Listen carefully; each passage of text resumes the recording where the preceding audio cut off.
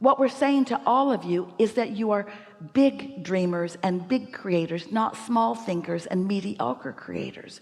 And when you approach life from your physical standpoint of moving stuff around, you create so much less than you are capable of, that you begin to believe in your unworthiness, for which you ask for forgiveness.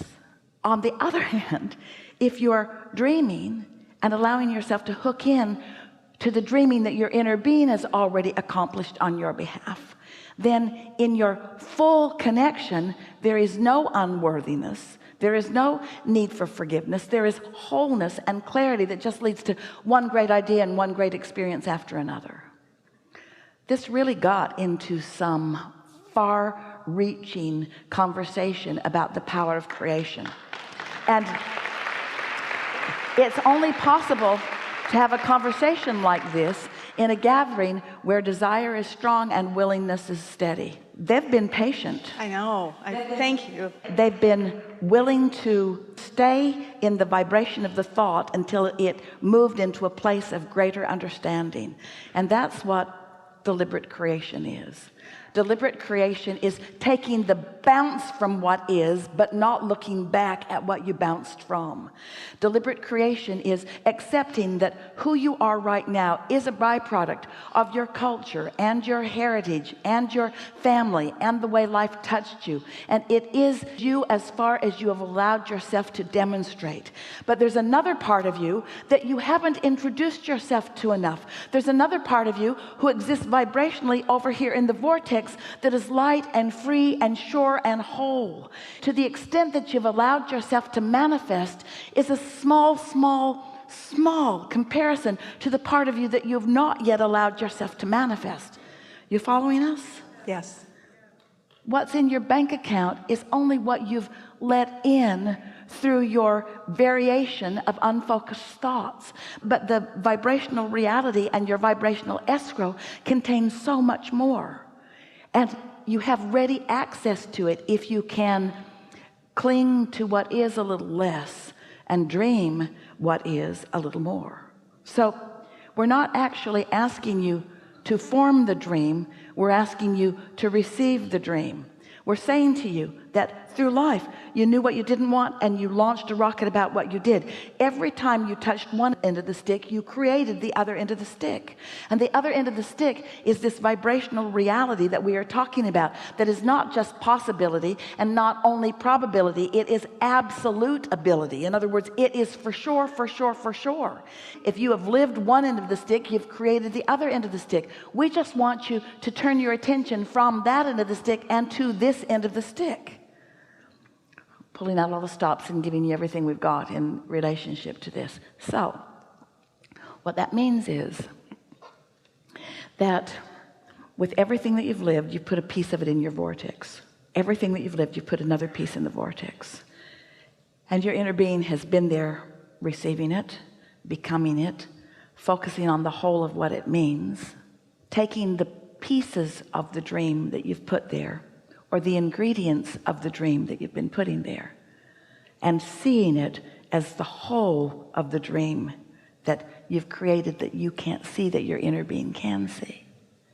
So now what we're suggesting is that if you can find one piece of that good feeling dream and use it as your focal point so that you activate, then you'll hook up, zoom, with your inner being who sees the whole thing, and then all manner of ideas and rendezvous and impulses and urges will begin to flow into your experience. And if you've ever had the exhilarating experience of talking with a master of anything, that's the way they describe their life to be. They're in this place, they sometimes call it just an open space, when an idea flows and they can feel the impact of that idea, and when they follow through on it, it's like heaven and earth. It's like everything that exists in the universe becomes a cooperative component, all responding to the action that they are offering with their thought, you see. And so if we were standing in your physical shoes, we would be a little less attentive to the things that have already manifested, because it's old news. It's like gum you've chewed the flavor out of. and would be more attentive to what's in the vortex. And when we catch a glimpse of something that felt particularly good, we would milk it until we were sure that we had identified and isolated the feeling of that. And then we would sit for as long as we can give ourselves permission to do, which we would encourage you to carve out larger and larger times. Do you ever remember just lying in the grass when you were a kid and just letting your mind go? That's what we're talking about, being someplace where somebody won't interrupt you, where from that place of alignment that you know that you've accomplished because you can feel the power of it, you just let your mind take it. You let your mind be the receptacle for the thinking of your own inner being. You let your mind be the thinking receiving mechanism for the thoughts that the source within you thinks. You let yourself feel and hear and think. You let your mind translate, as Esther's is translating for us right now. These are not Esther's thoughts. These are our thoughts that are moving through Esther's mind, our thoughts that are moving through Esther's mind, and she's finding the physical equivalent words to express for them. And you will find the physical everything equivalent, the urge, the impulse, the feeling. You'll be driving down a street one day and you'll feel like stopping at 7-Eleven, and you won't know why, because you don't like the slushies there. But you're in there because you felt like going in there, and you see something and you think, well, maybe that was it. I did need Kleenex, and maybe that was it. I did want a bottle of water. But then on the way out, you have an impulse to buy that ticket, and when you do, it's a winner. And you recognize it after the fact. What we want you to do is recognize it before the fact. We want you to follow the feeling without the payoff, because the feeling is the payoff. We want you to follow the feeling without the payoff, because the heightened feeling is the payoff.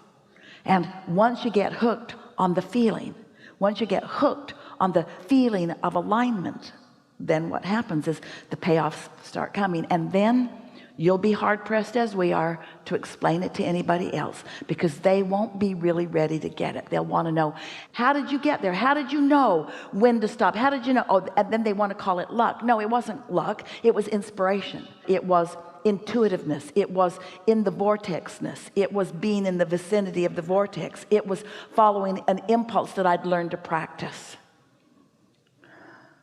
Helpful? Yeah, a little bit. Helpful. Really good. Really good.